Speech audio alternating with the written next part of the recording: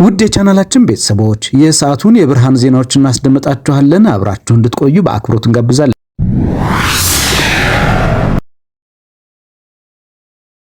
አያግባቡም በተባሉ ጉዳዮች ላይ የጋራ መግባባት እየተፈጠረ መሆኑን ሀገራዊ ምክክር ኮሚሽን አስታወቀ። የሀገራዊ ምክክር ኮሚሽን ዋና ኮሚሽነር ፕሮፌሰር መስፍን አርአያ ዛሬ በሰጡት መግለጫ ከፍተኛ ልዩነትና ጭቅጭቅ ይፈጠራሉ ተብለው የተሰጉ አጀንዳዎች በውይይቱ መነሳታቸውን ገልጸዋል። ይሁን እንጂ በተመካካሪዎች ዘንድ ይህ የጋራ ጉዳያችን ነው በሚል መግባባት እየተፈጠረባቸው መሆኑን ተናግረዋል። ዋና ኮሚሽነሩ መግባባት እየተደረሰባቸው ያሉትን እነዚህን አጀንዳዎች ወደፊት በዝርዝር እንደሚታወቁ ተናግረዋል። ፕሮፌሰር መስፍን አክለውም ሀገራዊ ምክክር ጉባኤው በአሁኑ ወቅት አዳዲስ ሀሳቦች የሚፈልቁበት፣ የተለያዩ አመለካከቶች የሚንጸባረቁበትና ክርክሮች የሚስተናገዱበት ምዕራፍ ላይ እንደሚገኝ ጠቁመዋል። በዚህ ሂደት ውስጥ ሀሳቦች እየበዙ ሲሄዱ ልዩነቶችና ጭቅጭቆች መታየታቸው ጤናማ መሆኑን የጠቀሱት ዋና ኮሚሽነሩ ይህም ወደ መግባባት ለመድረስ የሚደረግ ተፈጥሯዊ ጉዞ መሆኑን ገልጸዋል። ፕሮፌሰር መስፍን በዚሁ መግለጫቸው ያጨቃጭቃሉ የተባሉ ጉዳዮች ተመካካሪዎች ይሄማ የእኛ አንድ የሚያደርገን ነው በማለት ወደ ማዕከላዊ ሀሳብ እየመጡ ነው ብለዋል። ዋና ኮሚሽነሩ በቀጣዩ ምዕራፍም ተሳታፊዎች የግል ፍላጎታቸውን ወደ ጎን በመተው ሀገርን ማዕከል ያደረጉ የጋራ ሀሳቦችን በማንገብ ወደ ተሟላ መግባባት እንደሚመጡ ያላቸውን እምነት ገልጸዋል። በተጨማሪም የኢትዮጵያ ሀገራዊ ምክክር ኮሚሽን እስካሁን ባለው የምክክር ሂደት በማንኛውም አጀንዳ ላይ የተላለፈ ውሳኔ አለመኖሩን አስታውቋል። የጉባኤው ዋና ዓላማ ለሕግ አውጪው፣ ለሕግ አስፈጻሚውና ለሕግ ተርጓሚው አካላት እንዲሁም ለመንግስትና ለፖለቲካ ፓርቲዎች የሚሆኑ ምክረ ሀሳቦችን ማዘጋጀትና ማቅረብ ብቻ መሆኑን ዋና ኮሚሽነሩ ገልጸዋል። በምክክሩ ውሳኔ ሊተላለፍ ነው ተብሎ የሚሰራጨው መረጃ ከእውነት የራቀና ከአሉባልታ ያልዘለለ በመሆኑ ማህበረሰቡ ከተሳሳቱ መረጃዎች ራሱን እንዲጠብቅ ፕሮፌሰር መስፍን አርአያ አሳስበዋል። በአላማጣ በተፈጸመ ጥቃት በርካታ ታጣቂዎች መጎዳታቸው ተገለጸ። በዛሬው ዕለት በአላማጣ በተፈጸመ የድሮን ጥቃት በርካታ የህወሓት ታጣቂዎች መጎዳታቸው ታውቋል። ይህንን የትግራይ ወጣቶች እልቂት ተከትሎ ሳልሳይ ወያነ የሰላም ጥሪ መግለጫ አውጥቷል። ሳልሳይ ወያነ ትግራይ ባወጣው መግለጫ በድሮን ጥቃትና በውጊያ የትግራይ ወጣቶች ህይወትና አካል እየተጎዳ መሆኑን በመጥቀስ ጦርነቱ በአስቸኳይ እንዲቆም ጠይቋል። በመግለጫውም የህብረት ኃይል መፍትሄ እንደማያመጣ በማሳሰብ በሁለት ወገን ሆነው የጦርነት ቅስቀሳ የሚያደርጉ የትግራይ ተወላጆች ከድርጊታቸው እንዲቆጠቡ ጥሪ አቅርቧል። የትግራይ ደህንነትን የሚረጋገጠው በብሔራዊ ጉባኤ እንደሆነ ገልጾ ሁሉም አካላት ለብሔራዊ ጉባኤና ለሽግግር መንግስት እንዲሰሩ ጠይቋል። የጠቅላይ ሚኒስትር አብይ አህመድ መንግስት የትግራይን ህጋዊና ፍትሐዊ ጥያቄዎች በአስቸኳይ እንዲመልስ ጥሪ አስተላልፏል። ኢራን አዳዲስ ደንቦችን ልታወጣ ነው ተባለ። የኢራን ፓርላማ በሆርሙዝ የባህር መተላለፊያ እና በፋርስ ባህረ ሰላጤ ዙሪያ አዳዲስ የደህንነትና የመርከብ ጉዞ ህጎችን ለማውጣት የተዘጋጀውን ስትራቴጂካዊ እቅድ በአንድ ድምፅ አጽድቋል። ከኦማን ጋር በመተባበር አዲስ የጊዜያዊ መርከብ መተላለፊያ መስመር እየተዘጋጀ ሲሆን ወደፊትም ቋሚ ሊሆን እንደሚችል ተነግሯል። የኢራን ስትራቴጂክ ምክር ቤት ሊቀመንበር ሳዴቅ አሞሌ ላርጃኔ በበኩላቸው ከሆርሙዝ ፈጽሞ ወደ ኋላ አንልም፣ የባህር መተላለፊያውም ከዚህ በኋላ ወደ ቀድሞ ሁኔታው አይመለስም ሲሉም አስጠንቅቀዋል።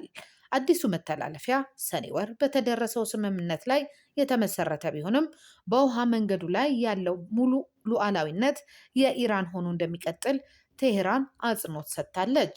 በተያያዘ ዜና ከአሜሪካ ጋር ምንም አይነት ቀጥተኛ ንግግር አለማካሄዷን ኢራን ገልጻለች።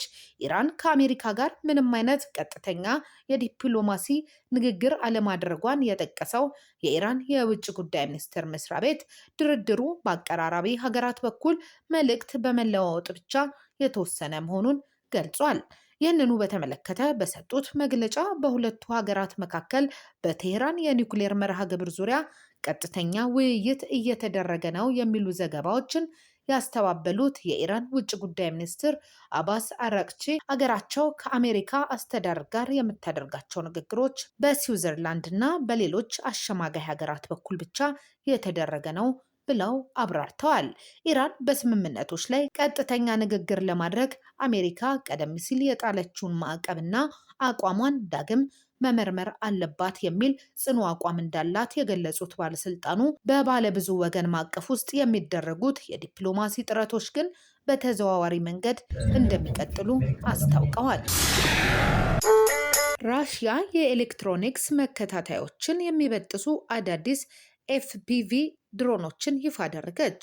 የራሽያ የጦር መሳሪያ አምራች የጠላት የራዲዮና የኤሌክትሮኒክስ መገናኛ መጨናነቅን መቋቋም የሚችሉ አዳዲስ ኤፍፒቪ ጥቃት አድራሽ ድሮኖችን ይፋ አደረገች።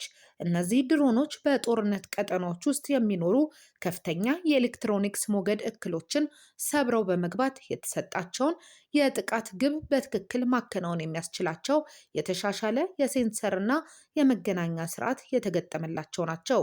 አዲሱ ቴክኖሎጂ ራሽያ በቅርብ ዓመታት ከተካሄዱ ዘመናዊ ውጊያዎች ካገኘችው ልምድ በመነሳት ያበለጸገችው ሲሆን በጦር ሜዳ ላይ የጠላትን ድሮኖች ለማክሸፍ ዋነኛው መንገድ የሆነውን የኤሌክትሮኒክስ ጦርነት መቋቋም የሚያስችል መሆኑ ተገልጿል። የጦር መሳሪያ ተንታኞች እንደሚሉት በወደፊት የጦር ሜዳዎች ውስጥ ሰው አልባ አውሮፕላኖች ወይም ድሮኖች ያላቸው ሚና እየጎላ በመምጣቱ ራሽያን ጨምሮ የኔቶ አባል ሀገራት የኤሌክትሮኒክስ ጦርነትን መቋቋም በሚችሉ የድሮን ቴክኖሎጂዎች ላይ የሚያደርጉትን ከፍተኛ ኢንቨስትመንት አጠናክረው ይቀጥላሉ ተብሎ ይጠበቃል።